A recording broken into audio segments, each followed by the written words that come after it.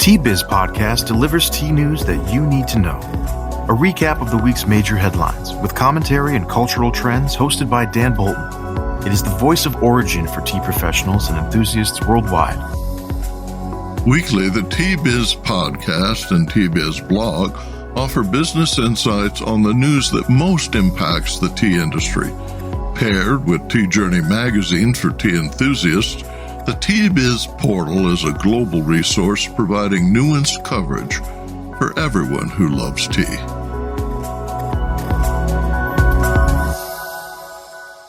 Hello, everyone. Here are this week's headlines. Kenya's parliament orders an inquiry into allegations of sexual abuse on tea plantations in Karachi County. Commentators are labeling the investigation the Me Too moment for tea. Pakistan tea imports are piling up in Karachi, and several teas are listed among the top 10 non-alcoholic beverages in the world.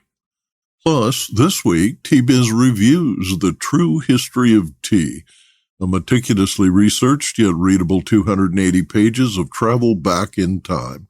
Kyle Whittington, founder of the TeaBookClub in London, describes the work of sinologist Victor Mair and journalist Erling Hoh as, quote, one of those rare instances where, rather than the dry read that the title suggests, the reader is instead treated to an engaging and captivating page-turner, end quote. More in a minute, but first, this important message. What makes a perfect cup of Ceylon tea? The perfect cup is from the tea businesses that ensure the protection of all the children living within their tea estates. We salute Kailani Valley, Telawakili, Bogawantalawa, Harana, and Elliptia tea estates. Support Save the Children, Sri Lanka. An extensively reported one-hour BBC Africa Eye documentary titled Sex for Work, The True Cost of Our Tea that aired this week tells the stories of more than 100 women who describe abuse by their managers at tea gardens operated by Unilever and James Finley and Company. The disturbing allegations by 10 women on camera include scenes where a volunteer posing as a job seeker meets a 30-year veteran recruiter for James Finley and Company. In the recorded exchange, she is offered money and a job. Quote, we'll lie down, finish, and go, then you can come and work, says the recruiter. Hidden cameras capture propositions, threats, and incidents of sexual harassment at work. The women told BBC reporter Tom Odola that work contracts were scarce and that they were desperate. Mechanization has led to layoffs, with 1 in 3 out of work. The tea workers say they have little choice but to satisfy their boss's demands. The incident described above was reported to the police. A company spokesman said that Finley is investigating whether its Kenyan operation, quote, has an endemic issue with sexual violence, end quote. 4 workers have been suspended based on allegations, 2 working for Lipton Teas and Infusions, which promised a, quote, full and independent investigation, end quote. The incidents at Unilever's Karachi properties occurred before they were sold to Lipton. Unilever told BBC it was, quote, deeply shocked and saddened, end quote, by the allegations. Unilever faced several allegations 10 years ago and launched a zero-tolerance reporting system and other measures. BBC reported evidence that allegations of sexual abuse were reported but not acted on. Beatrice Kamai, a member of the Kenyan Parliament representing Karachi, told BBC that sexual harassment is entrenched at tea multinationals operating in the country. On Twitter, she urged all residents of Karachi County, both men and women, to report any allegations of sexual harassment in their workplaces. Parliament's Deputy Secretary Gladys Sholey ordered a committee of legislators to investigate the allegations and report back in 2 weeks. Kenya's Ministry of Labor opened an investigation into possible violations of the Employment Act and Penal Code. UK High Commissioner to Kenya, Jane Marriott, urged tea companies to investigate, cooperate with Kenyan authorities, and take action to protect staff. The Kenya Plantation and Agricultural Workers Union demanded 2 tea farms immediately stop outsourcing labor through contractors. The Fair Trade Foundation said the allegations are, quote, appalling, nothing less than a Me Too moment for tea, end quote. Business Insight. Starbucks took immediate action to suspend purchases from James Finlay & Company in Kenya. British supermarket chains Tesco and Sainsbury's both issued statements promising robust action to safeguard workers in their tea supply chains. The video is posted on YouTube and the BBC World website. Pakistan, a tea-thirsty country and the world's top tea importer in 2021, experienced an unprecedented decline in tea imports in 2022 due to calamity and economic distress so intense that government officials openly discouraged tea imports to conserve foreign exchange dollars. Retail prices surged 500 rupees to 1,600 rupees per kilo in the past 15 days. And in the weeks leading up to the celebration of Ramadan on March 22nd, could go as high as 2,500 rupees per kilo, about $9.50 U.S. The spike is linked to the inability to land 250 shipping containers that hold as much as 5.6 million kilos of African tea. Africa supplies 90% of Pakistan's black tea imports, and Pakistan, in turn, supplies Afghanistan with 87% of its tea. The Bank of Pakistan tightened payment terms on all imports to ease an economic crisis triggered by massive flooding, food inflation, and a currency crisis. Food imports that cost Pakistan $5.6 billion last year rose to $6 billion from July through January 2023. Foreign reserves are at $3.7 billion, a record low. To ease the situation, banks require suppliers to defer payments for 180 days or secure 180-day lines of credit, LCs. Containers are piling up as suppliers object outright or struggle with these terms. Distributors say customs officials refuse to accept payment of duties on consignments without documents agreeing to payment deferrals. Customs reports that 95% of the 8,500 containers currently in port are awaiting letters of credit. Zishan Maqsood, an executive member of the Pakistan Tea Association, told the Dawn newspaper that local banks are not opening LCs while awaiting instructions from the country's central bank. He predicts further delays will lead to shortages and higher prices as retailers are forced to ration supplies. In 2021, Pakistan imported $570 million worth of bulk black tea, valued at an average of $2.50 per kilo. In the market, tea normally sells for $4.20 per kilo. During the 7 months ending January 2023, Pakistan imported only $363.8 million worth of tea. During the past 7 months, tea volume declined by 4.35% to 145,700 metric tons, down from 152,350 metric tons in fiscal 2022. The online TasteAtlas, a travel guide to local cuisine, names several teas among the world's most beloved beverages. Hong Kong milk tea ranked first with a score of 4.9 out of 5 among the 100 best-rated non-alcoholic drinks in the world. Masala chai was third, Maghribi mint was fourth, Thai tea ranked 7th, and Darjeeling was 10th. Hong Kong milk tea, sometimes called silk stocking tea, was inspired by the British. It is made with a strong black tea mixed with evaporated milk and sugar. Tea drinking dates to the reign of King Rama IV in 1804 in Thailand, but modern Thai tea can be traced to the introduction of canned milk. A blend of strongly brewed Ceylon tea and carnation sweetened condensed milk is favored.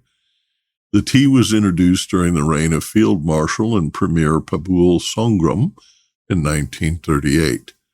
Cha yen, as it is known in Thailand, is often made with locally grown landrace, asamaka leaves, and spices, and is sweetened with coconut milk or whole milk with crushed ice. The orange color is an American innovation. Arvinda Anantharaman in Bengaluru reports on this week's tea auction prices. India Tea Price Report for Sales 7, the week ending 18th February 2023. In news this week, the 132nd Annual General Meeting of the Assam branch of the Indian Tea Association was held at Jorhat on 18th February. Chairperson Nayanthara Pal Chaudhary, who spoke at the event, highlighted the problems facing the industry. She was quoted as saying that a further increase in production is not an option, and rather an increase in prices along with sustained emphasis on quality is necessary. In auctions, Sales 7 saw a little over 5,000 tons of tea on offer, with about 79% sold. The top three grades continue to be BP, followed by BOP, SM, and BOP. North India saw better demand this week for orthodox tea, with 90% sold at an average price of 160 rupees a kilo. CTC also saw improved sales with 82% sale volume. Some Darjeeling on offer was picked up. Prices improved over last week for all tea grades except Darjeeling, and Middle East continued to be active for exports in Calcutta. South Indian auctions saw a decrease in sales from the previous week. Prices were largely unchanged.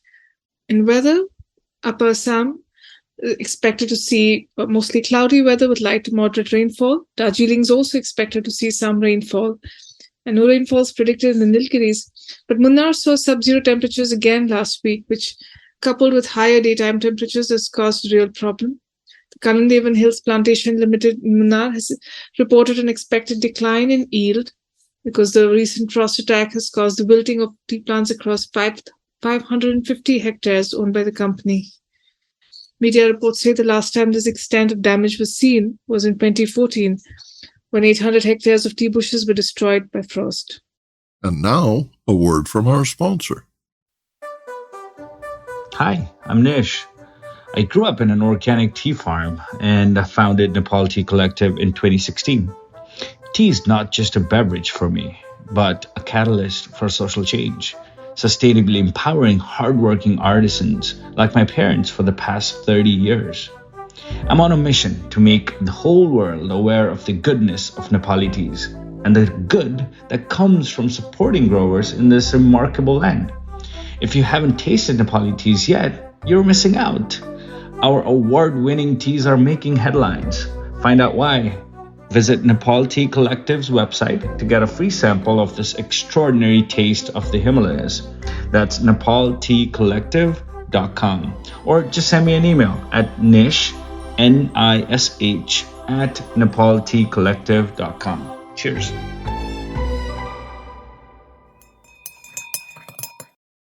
This week, TeaBiz explores the true history of tea, a meticulously researched yet readable 280 pages of travel back in time.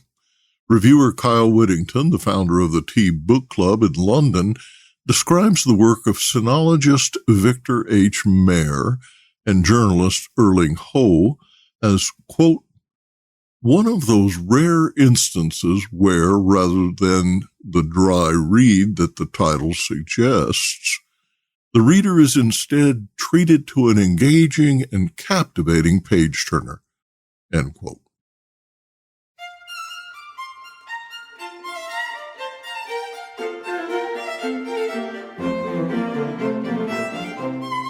For the hard-working, frugal West Frisian peasants, tea had several advantages over coffee. It was cheaper and did not demand special utensils such as a roasting pan and a grinder. And in times of scarcity, such as during Napoleon's continental system, weak tea tasted better than weak coffee, making it easier to stretch. And that's a quote from The True History of Tea by Victor H. Mair and Erling Hoh. Hello, I'm Carl Whittington, founder of TeaBookClub. I thoroughly enjoyed reading this book, for it is one of those rare instances where, rather than the dry read that the title suggests, the reader is instead treated to an engaging and captivating page-turner. Somehow, the clearly extensive academic research behind this book has been cajoled into an engaging text that reads easily and leaves you wanting more. It invites delving down rabbit holes to explore further the places and people that are packed into it. Having Google alongside to look things up whilst reading is one approach. Indeed, if there was one criticism felt by many, it was the lack of footnotes within the text. For the hardened tea readers, we wanted to know more. We wanted to know where we could go to find out more. For, if there was one thing that this book did better than any other tea history book out there, it is in presenting us with new areas of knowledge and different tellings of familiar stories in the great and long history of the tea plant, beverage, and customs of tea. From the Mongolian tribes to the Australian outback, we were taken to lands, explored customs, and followed the progress of the humble leaf in areas that are otherwise rarely explored. Take, for example, the chapters We Invented the Samovar and Conquering New Lands, which explored the Russian caravan tea trade and the Islamic world of tea respectively. In the wider pantheon on tea books, these areas are rarely touched upon, so to explore them like this was a treat indeed. In such a fast-paced yet in-depth global exploration of tea, the summaries at the end of each chapter really help to ground you in what you just absorbed, to give the veritable tea leaves of our minds time to unfurl and take it all in.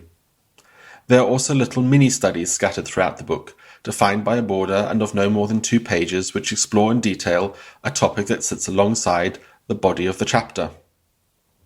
Additionally, the book features 3 fascinating appendices, perhaps the most interesting of which is an exploration of the word tea itself. A must-read for any linguists out there. The appendices themselves are thoroughly referenced, which leaves one wondering if perhaps the reason for the lack of references in the body of the book was to turn this phenomenal work of research into the readable page-turner that it was. In which case, job well done. Page-turner it most surely was, and a welcome addition to any tea lover's bookshelf. This is a book to which I'm sure we shall all return to from time to time to look up snippets of tea history. TeaBookClub is an international group of tea lovers and readers who meet up virtually each month to discuss the tea books we read. My book reviews are a combination of my own thoughts and those of TeaBookClub members. Here's what TeaBookClub members thought. A literary style history which was very immersive. It was very comprehensive. It added nuance to everything we're told about tea, the stories we're familiar with. It shed a different light on them. I really enjoyed it. I thought it was a good mix of telling the broad scope of the story, but enough details that you really got a feel for the place and the time.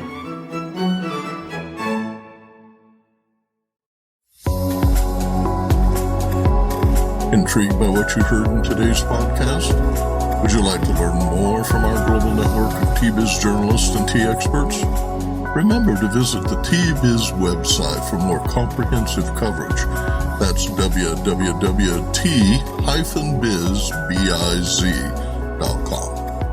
Thanks for listening. Farewell till next week.